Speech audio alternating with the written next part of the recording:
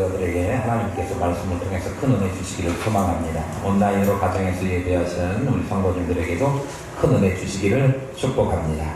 오늘 함께 은혜 나눌 하나님의 말씀 제목은 담대하게 사십시오라고 하는 제목입니다. 우리는 사무엘서를 지금 쭉 살펴보고 있는 중에 사무엘하 5장을 하고 있습니다.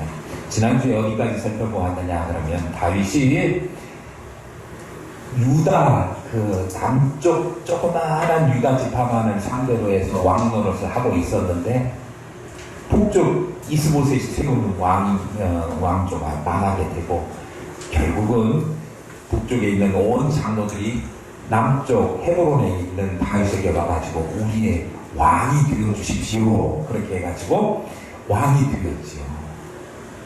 그리고 가장 먼저 한 일이 뭐였느냐 그러면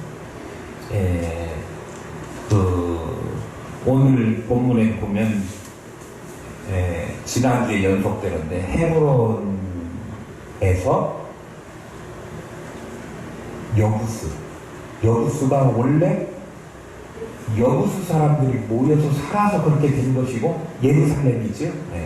그 지역을 정복해가지고 거기를 수도로 삼아서 수도를 옮깁니다. 왕도를 옮겨요. 천도해요. 지금 국회에서 지금 세령시로 국회 전부 다 오자, 청와대도 오자 막 그러고 있지 않습니까? 어떤 사람들은 막 잘했다 박수 친다. 어떤 사람들은 뭐 위원이다 해가지고 지금 왈가 왈고 가는 게 좋은가 오는 게 좋은가 이 얘기가 들고 있어요. 여러분 생각은 어때요? 저는 왔으면 좋겠어요.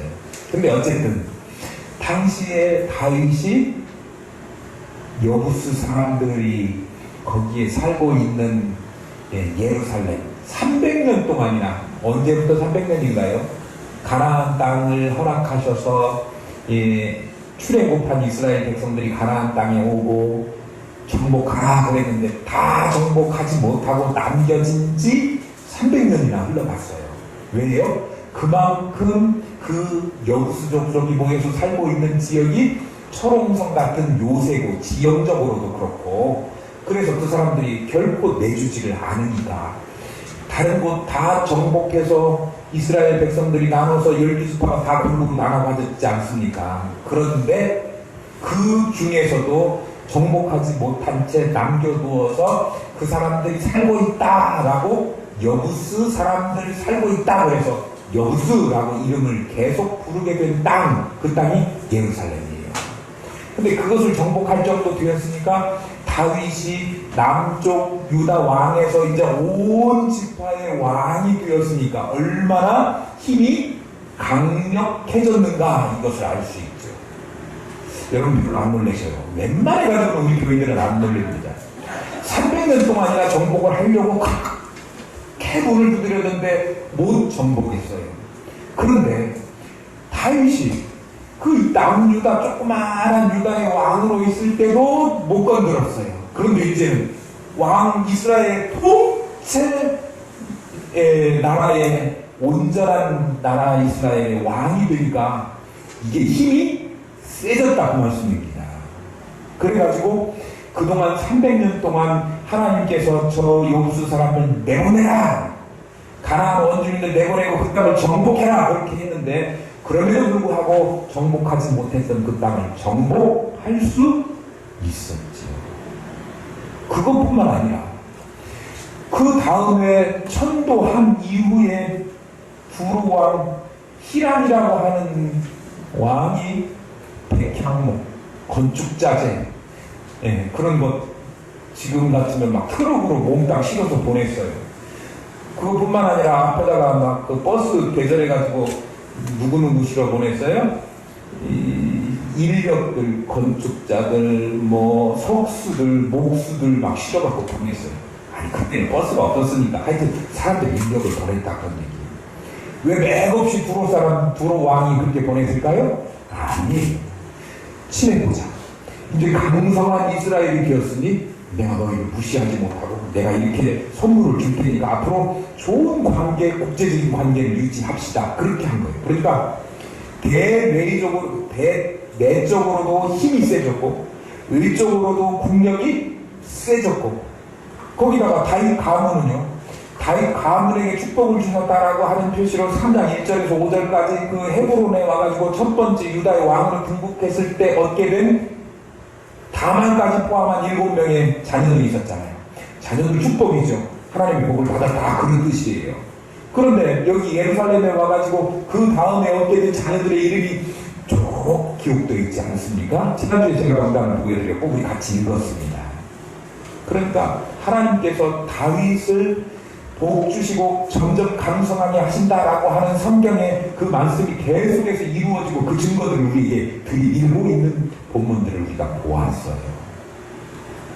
그런데 그 상황을 보고 있던 저쪽 구석탱이 지중해 연안에 살고 있던 블레셋 사람들, 그 사람들이 이 상황을 예의주시하고 있다가 다윗이 온 이스라엘의 왕이 되었다라고 하는 소식을 들으니까 가만히 있어서는 안 되겠다 그런 생각이 들었죠.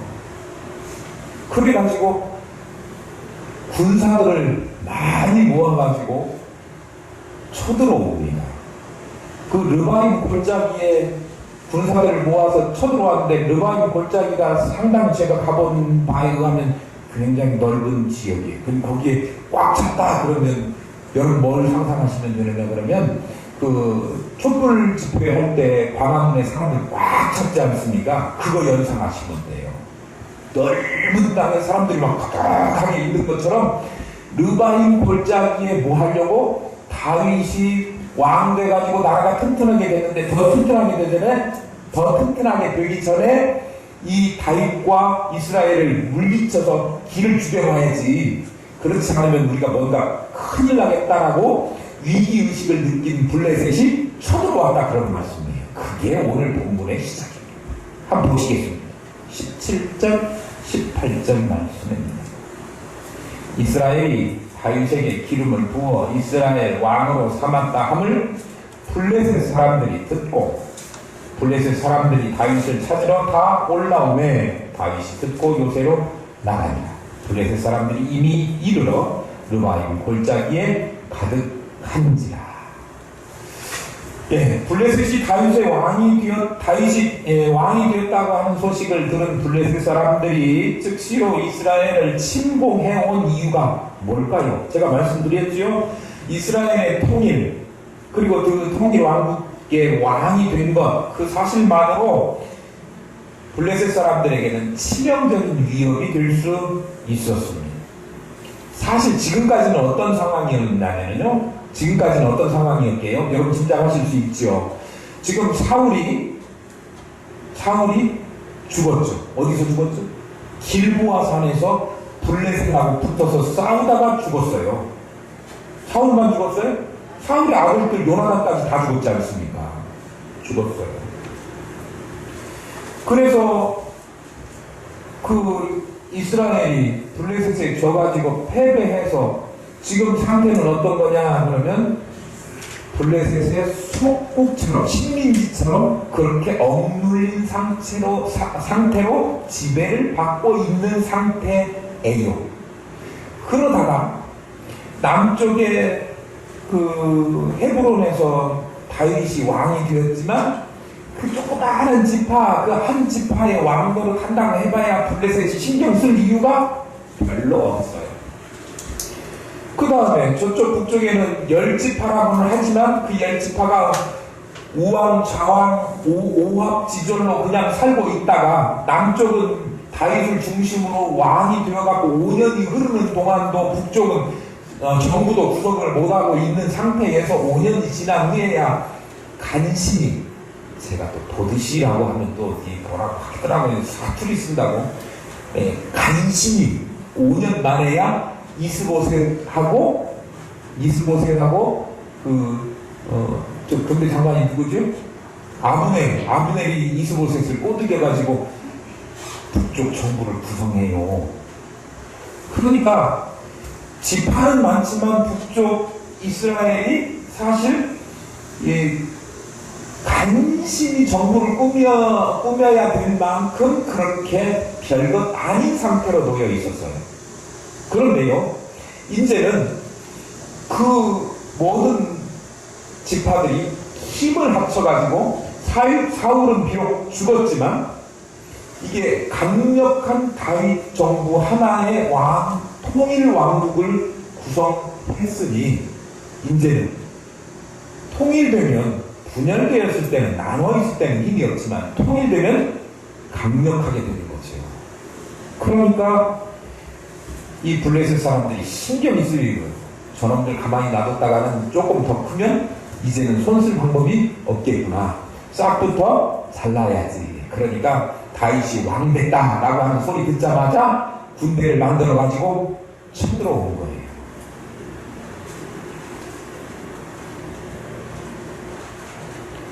블레셋 대군이 르바임 골짜기에 쳐들어왔습니다. 어떻게 대군인 줄 알아요? 18절에 보면 블레셋 사람들이 이미 이르러 르바임 골짜기에 가득한지라 그랬어요. 광화문 광장에 그게 아니고 르바임 골짜기에 가득합니다. 그러니까 대군을 이끌고 왔어요. 르바임 골짜기가 어디냐면요, 지금 예루살렘이 여기 있지 않습니까? 예루살렘으로 지금 천도를 해가지고, 여기가 옛날에는 여부스 사람이 살고 있어서 여부스 그런다고 그랬죠? 그런데 이 지도에서 지금 블레셋 사람들이 어떻게 진행했는가를 보여주기 위해서 이렇게 한 거지, 사실은 예루살렘하고 르바임 골짜기가 이렇게 멀지 않아요. 가까워요. 르바임 골짜기로 와서 블레셋 사람들이 여기에 많이 주둔해서 전쟁을 할 태세를 갖추고 있는 거지요. 예루살렘 서남쪽에 르바임 골짜기가 있습니다. 매우 예루살렘과 가까운 근접한 곳에까지 쳐들어왔습니다. 그런 거 보면 블레셋 사람들이 예루살렘까지 들어가고 나가고 하는 것이 자유로울 만큼 블레셋이 그동안 아직까지는 세력이 강했다라고 하는 것을 짐작해 볼 수가 있어요.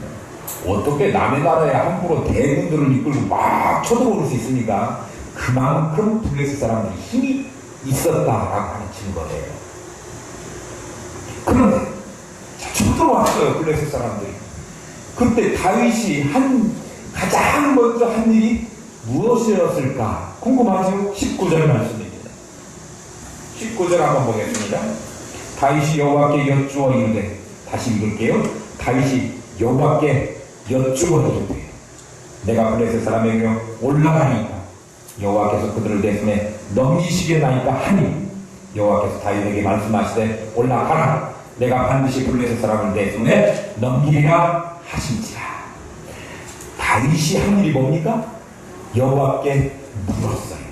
다윗은 무슨 일을 하기 전에, 전투를 하기 전에 늘 하나님께 물었다라고 하는 것을 성경을 통해서 우리는 알 수 있습니다. 전쟁을 앞두고 전략과 전술을 계획하고 의논하기에 앞서서 다윗이 맨 먼저 한 일은 뭐였느냐 그러면 하나님께 묻는 일이었습니다.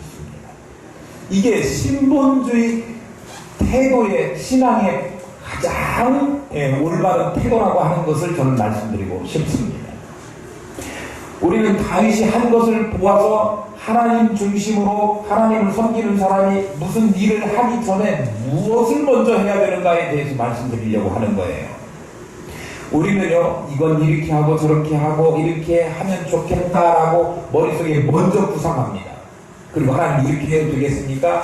마치 내가 이러한 계획을 세웠는데 하나님 동의해 주세요 라고 하는 것처럼 그렇게 할 때가 많이 있습니다. 그런 다윗은요, 그렇게 전략과 전술, 자기 생각, 계획을 짜기 전에 무엇부터 했느냐 그러면, 하나님 내가 어떻게 하면 좋겠습니까? 올라가야 됩니까? 안 올라. 저기 쳐들어왔는데 내가 그들을 싸워야 됩니까? 싸우지 말아야 됩니까? 내가 혹시 싸우러 가면 하나님께서 있게 해주시겠습니까? 아니면 그렇지 않습니까? 말씀해 주십시오. 그렇게 하나님 앞에 먼저 물어보았다고 하는 것입니다.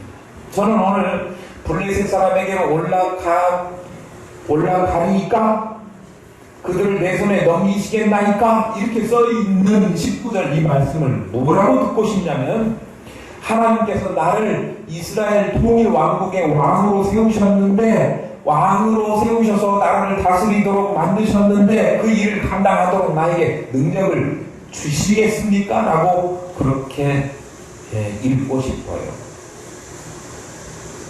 하나님 중심적인 태도를 가지고 있음 앞에 먼저 나를 왕으로 세우셨으면 나를 도우셔서 올라가게도 하시고 승리하게도 해 주십시오. 그렇게 들려진다 그런 말씀입니다.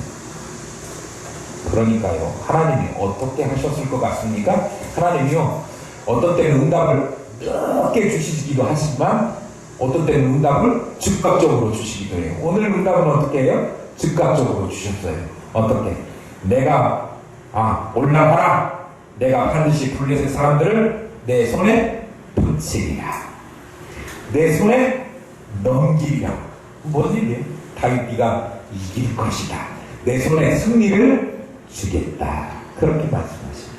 하나님 중심으로 하나님이 의뢰하는 그런 다윗에게 하나님께서 승리를 주신다고 보장, 약속하셨습니다.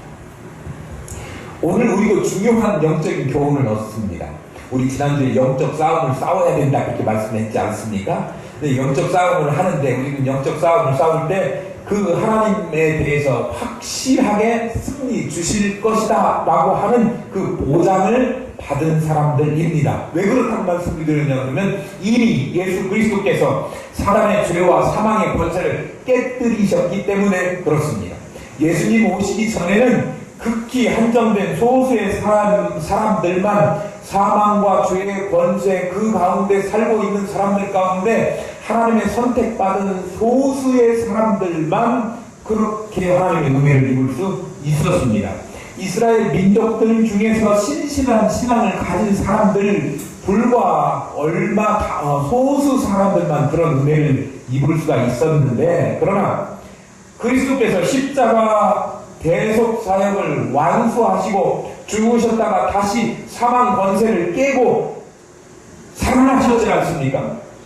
그래서 그 사실을 믿는 사람에게는 그와 같은 다시 살아나는 사망이 지배하지 못하는 그런 은혜와 그런 생명과 의의 권세를 우리에게 덧입혀 주셨다 그런 사실이에요. 그래서 그 사실을 믿기만 하면 누구나 다 사망의 노예, 사망의 권세 아래에 있지 아니하고 그것을 뛰어넘어서 영생하는 은혜를 다 경험할 수 있는 하나님의 복, 하나님의 승리를 이미 소유한 사람들이 되었다 그런 말씀이에요. 그러니까 우리는 예수 그리스도의 혜택을 많이 본 사람들입니다. 예전에 소수의 사람들만 하나님께서 특별히 은혜를 주신 사람들만 누릴 수 있었던 것을 우리는 이제 예수 그리스도의 보혈의 은혜를 믿기만 하면 우리는 그 은혜를 다 누릴 수 있는 영원한 승리에 보장된 사람들로 하나님께서 세워 주셨다라고 하는 사실입니다. 그래서 하나님께서는 근본적으로 승리하는 편에 우리 성도들을 세워주셨고 성경 말씀을 통해서 확실히 우리에게 보증해 주셨는데 마귀들을 대적하라 그리하면 너희를 피하리라 그렇게 말씀하셨고 또 대적 하나님께로서 난 자마다 세상을 이기느니라 그렇게 선포하셨습니다. 우리는 다윗에게 승리할 것이다 올라가라 싸우라 붙이리라 붙여주시겠다라고 하신 약속을 받고 싸움터에 나간 다윗처럼 이미 우리도 여러분 그걸 들으셔야 돼요. 영적인 전쟁을 싸우면서 나는 이런 것 때문에 고민하고 이런 것 때문에 눈물을 흘리고 이런 것 때문에 기도하고 이런 것 때문에 속상해서 하나님 앞에 울고 늘 무릎 꿇고 나오지만 그것이 내가 패배자가 아니라 이미 하나님께서 약속하신 승리를 받을 사람으로 하나님 앞에 간구하는 자임을 여러분 잊어버리지 마시길 바랍니다. 여러분 이길 사람들이에요. 그래서 승리를 보장받은 성도들이 지켜야 될 것은 무엇이냐 그러면 먼저 믿음입니다. 세상을 이김은 이것이 우리의 믿음이냐 요한일서 5장 4절에 말씀하고 있습니다. 승리를 약속하신 주님의 약속 언약을 굳게 믿고 전진하는 사람에게 하나님께서 이 승리를 주십니다. 그 다음에 해야 될 것이 뭐예요? 겸손입니다. 다윗처럼 매사에 하나님을 의지하고 하나님의 뜻을 먼저 묻고 그 뜻을 조차 행해야 합니다. 교만하지 않으면, 겸손하지 않으면 그 은혜를 받을 수가 없어요. 겸손하게 하나님 앞에 늘 나가야 돼요. 반면에 그 하나님의 뜻을 묻지도 않고 자기 뜻대로 살려고 하는 막 사는 사람들, 그걸 보고 뭐라고 이야기하느냐, 교만한 인생이다 그렇게 이야기하잖아요. 근데 교만한 사람이 이기는 것 같지만 교만한 사람은 이기는 게 아니라, 교만은 성경이 말씀하기를 패망의 선봉이다 그렇게 말씀하고 있어요. 교만한 사람은 지는 것으로 달려가는 거예요. 그리고 겸손한 다음에 뭐 해야 돼요? 인내해야 돼요. 승리는요, 즉각적으로 승리를 얻을 때도 있지만 긴 싸움을 한 다음에 마침내 결국 승리를 얻게 될 때도 있어요. 우리의 종국, 영원한 승리가 보장된 끝, 그건 언제입니까? 예수 그리스도의 재림 그 시간에 우리는 그 영광을, 승리를 쟁취하게 될 것입니다. 또 하나 있어요. 우리 개인적으로 주신 생명이 다하는 그날이 우리의 아마 승리의, 영원한 승리의 날이 될 것입니다. 근데 그때까지는 계속해서 믿음을 잃어버리지 않고 겸손함을 잃어버리지 않고 계속 나가야 돼요.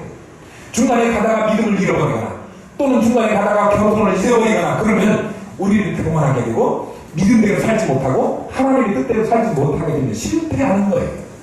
그런데 영원한 승리를 확신하는 사람은 어려워도 그 믿음을 결코 놓치지 않고, 뿐만 아니라 승리를 확신하는 사람은 언제나 그 승리를 주신 분이 내가 아니라, 내가 그 승리를 만들어낸 게 아니라 여호와 하나님이시라고 하는 사실을 인정하기 때문에 그 사실을 가지고 계속해서 겸손할 수 있고, 그 믿음과 겸손함으로 주님께서 승리 주시는 날을 향하여 꾸준히 뚜벅뚜벅 성실하게 걸어갈 뿐이지 멈춤이 없이 인내하는 신앙을 가지고 살아간다, 그런 말씀입니다.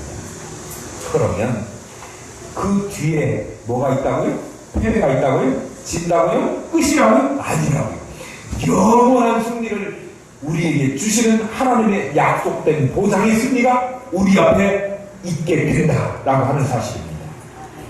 그 영원한 승리의 보장받은 것들을 놓치지 말고 끝까지 쟁취하시는, 다른 사람들은 모르겠고 이 자리에 있는 저와 우리 모든 성도들 될 수 있기를 소망합니다. 하나님의 응답을 받은 다윗이 블레셋을 공격해요. 20절 보십시오. 다윗이 어디? 바알브라심에 이르러 거기서 그들을 치고 다윗이 말하되 여호와께서 물을 흠같이 내 앞에서 내 대적을 흩으셨다 하므로 그곳 이름을 바알브라심이라 부릅니다. 다윗이 그들을 쫓아가는데 어디까지 쫓아가서 무찔렀다고요? 바알브라심까지.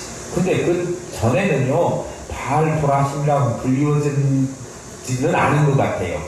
이기고 나서 그들 다 쫓아내고 그렇게 이겼다, 그런 뜻으로 여호와께서 그를 흩으셨다라고 하는 뜻으로 바알브라심 이렇게 이름 붙였거든요. 그러면 그 전쟁이 있기 전에는 다른 이름으로 불리워졌을 거예요. 그런데 왜 그걸 굳이 이 사무엘하 저자가 기록하지 않고 그냥 바알브라심 이렇게 바뀐 이름만 가지고 언급을 하고 있느냐?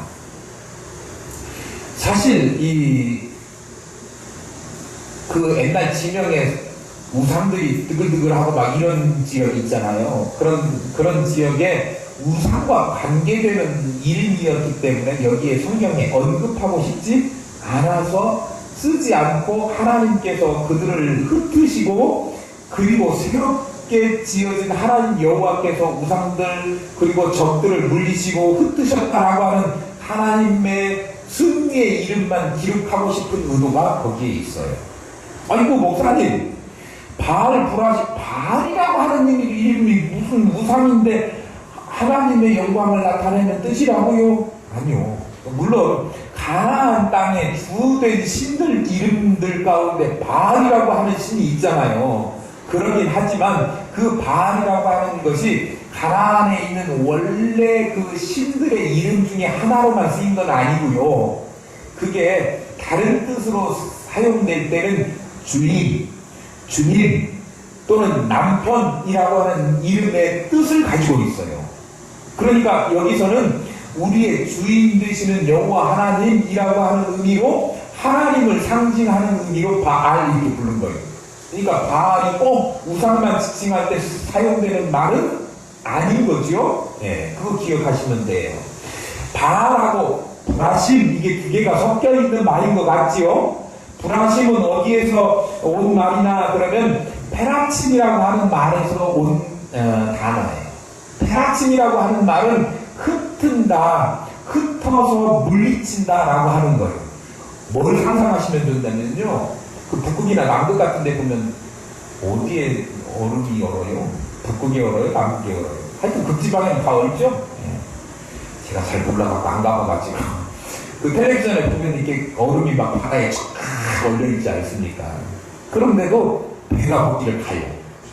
보통 배를 못 가고요, 쉐링선이라고 앞에 얼음을 꽉 깨면서 가는 그런 배가 있어요.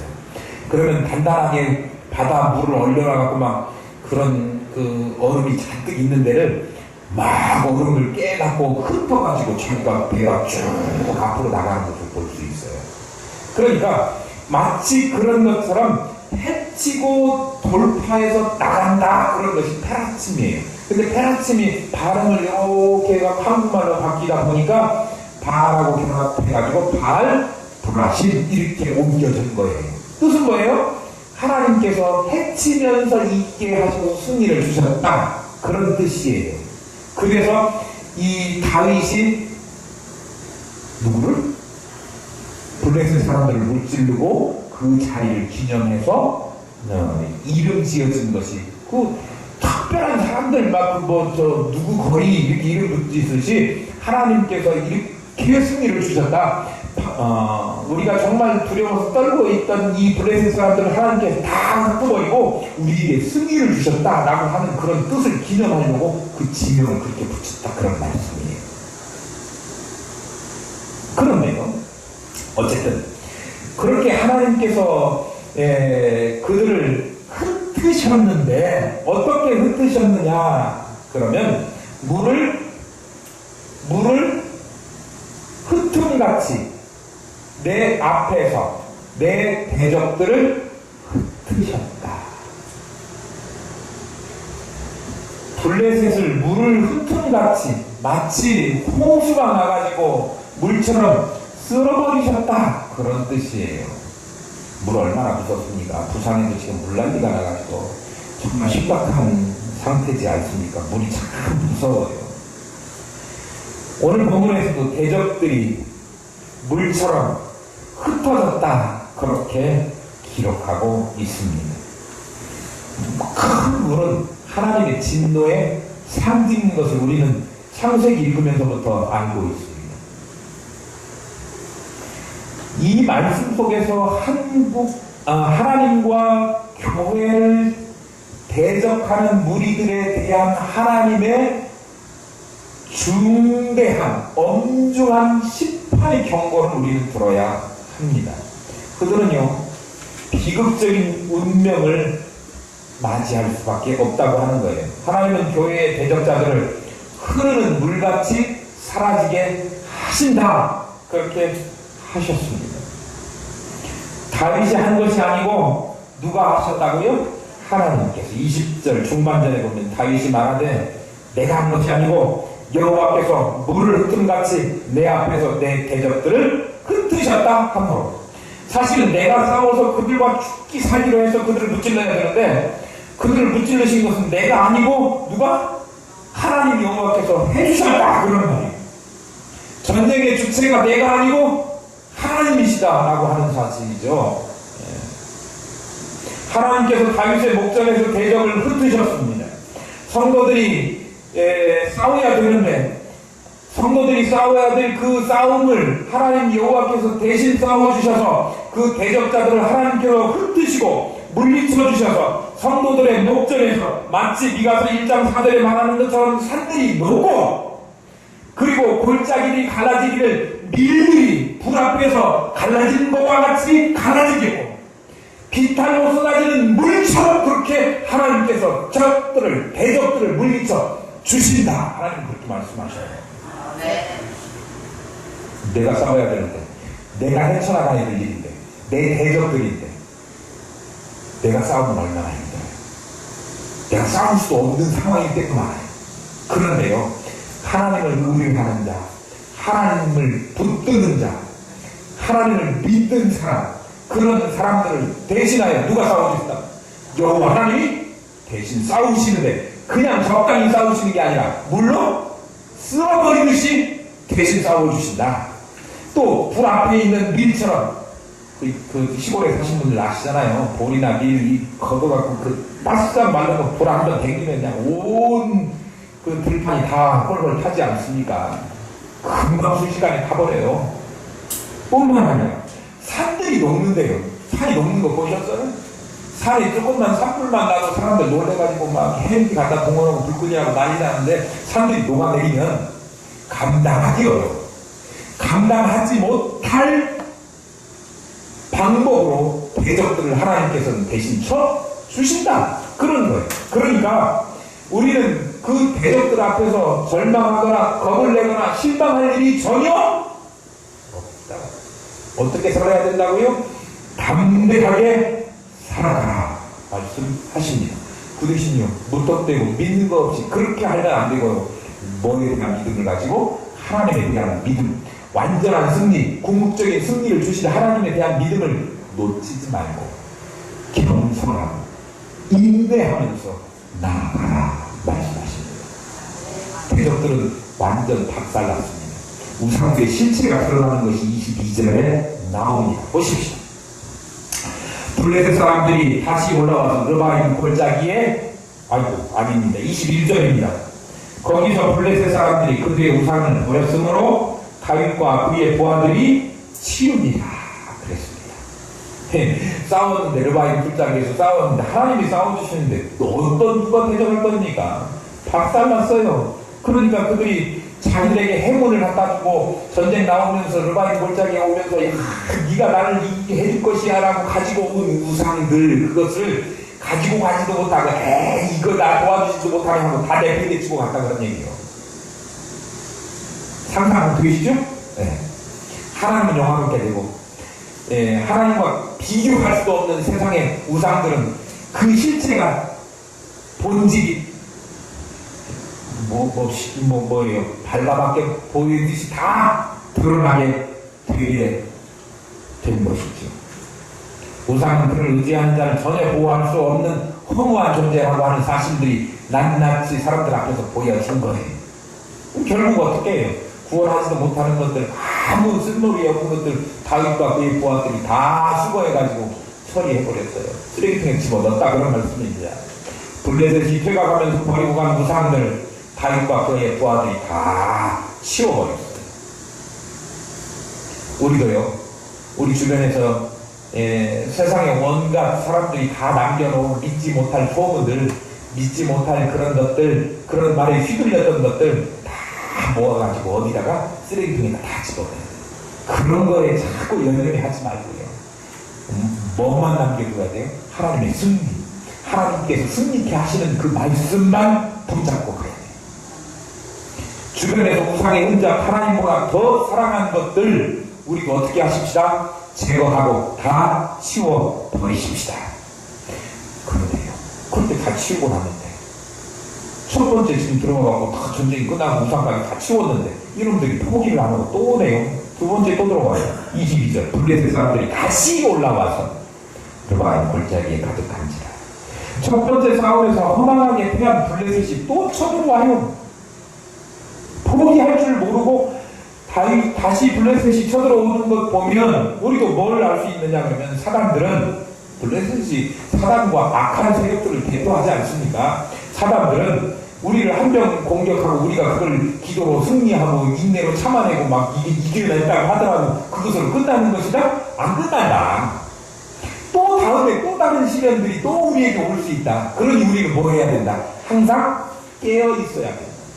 정신 차려야 된다. 끊임없이 한시도 영적으로 방심해서는 안 된다. 늘 근신하고 깨어 있어야 된다라고 하는 것을 우리 가르쳐 줍니다. 두 번째로 블레셋이 쳐들어왔을 때도 다윗이 한 일을 뭐 했느냐 그러면 다윗은 변함없이 하나님께 물었습니다. 그러니까 우리는 뭔 일 할 때 하나님께 물어보는 다윗 흉내내기 따라해야 돼요. 왜냐면요, 그 못한 사람들 하는 거 흉내내봐야 못하는 게 뻔한 것이고, 잘하는 사람들 하는 것만 잘 따라서 해도 그런 이야기 있잖아요. 돈 버는 사람들 하는 대로만 따라해서 돈을 번다. 그죠? 네. 하나님께 복을 받는 사람이 어떻게 살까? 하나님 말씀대로, 성경 말씀대로 순종하며 살았더니 복을 받더라. 그럼 우리가 어떻게 하면 돼요? 하나님 말씀대로 순종하면서 그렇게 하라고 우리에게 성경을 주신 거예요. 이렇게 했더니 복을 받는 사람들이 생겼더라. 하나님께 복을 받으려면 이렇게 해라.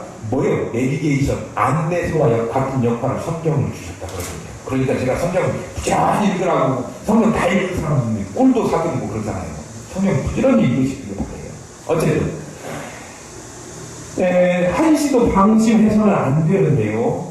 그때 또 다시 블레셋 사람들이 쳐들어왔을 때 다윗이 하나님 앞에 또 물어봐요.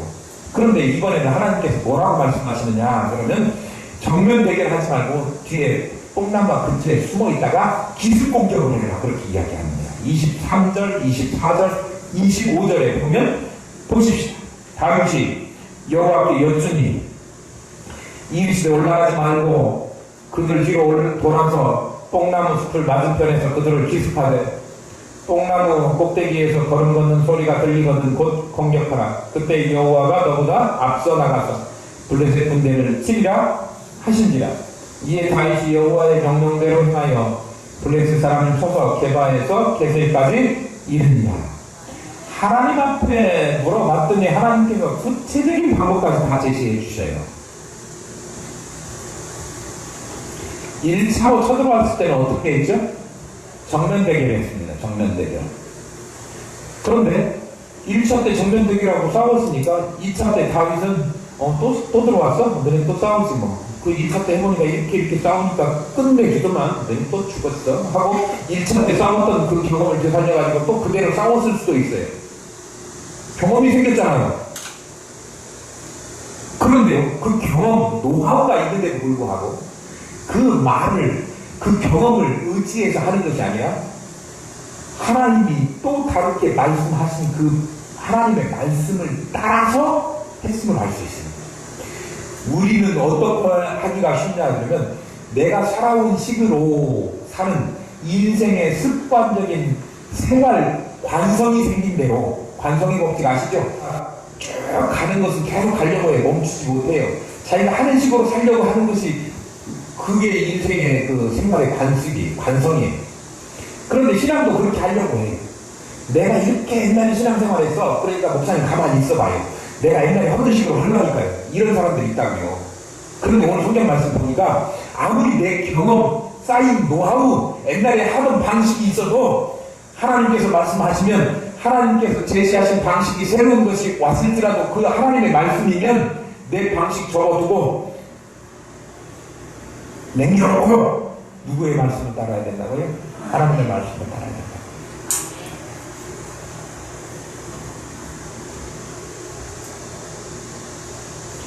다윗은 자신의 경험으로 하지 않고 자신의 계획으로 하지 않고 하나님의 명령을 받는 대로 했습니다. 여러분 성도들도 그렇게 했으면 좋겠습니다. 내 경험 내가 이렇게 해보니까 내가 계획 이렇게 짰어. 그렇게 하지 마시고 하나님의 명령, 하나님의 음성 듣기를 사모하시고. 그런데 저는 뭘 좋아하냐면 회의 길게 하는 거 별로 안 좋아해요. 회의 길게 하지 마시고 기도 길게 하세요. 하나님께서 지혜 주시고 하나님께서 화목케 하라, 협력하라, 도와라, 이롭게 해라, 서로 사랑해라. 그런 것 주실 때마다 그 식으로 사는 거예요. 내 계획, 내 그 생각대로 딱 짜갖고 이렇게 그거 아니다. 여호와의 명령대로 다윗이 있어요. 이번에도 또 하나님께서 승리를 주십니다. 여호와의 명령대로 어떻게 했어요? 블레셋 뒤쪽으로 돌아서 뽕나무 숲을 맞은편에서 걸음걸음 소리가 신호가 그걸 신호 삼아서 그 소리가 나면 그 다음에 공격을 시작해라. 근데 그 신호는 누구 소리 같아요? 내 생각으로 여호와 하나님이 먼저 공격하신 소리 같아요. 우리가 싸우기 전에 하나님은 먼저 싸워 주십니다. 그래가지고 승리를 하게 된 이스라엘이 블레셋을 쳐서 어디에서 어디까지 이르게 됐다고? 25절에 블레셋 사람을 쳐서 게바에서 게셀까지 이릅니다. 근데 성경 부지런히 읽으시는 사람들은 역대서에도 이런 내용이 기록되어 있다는 거 아시죠? 역대상 14장에 보면 이 내용이 기록되어 있는데요. 거기서는요, 게바에서 게셀까지라고 기록이 된 게 아니고 기브온에서 게셀까지 그렇게 기록되어 있어요. 왜 성경이 틀려요? 그게 아니고요. 기브온과 게셀은 아주 기브온과 그 게바는 아주 가까운 지역이에요. 그래서 아마 제가 생각하기로는 게바가 기브온에 속해 있는 조그마한 더 작은 규모의 그 행정 단위에 속한 도시가 성읍인 것 같아요.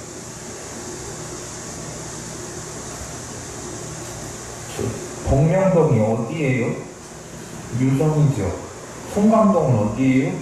유성이에요. 복명동을 복명이라고 하지 않고 유성이라고 이야기하고 송감이라고 이야기하지 않고 유성이라고 이야기하면 제가 틀렸어요? 괜찮죠?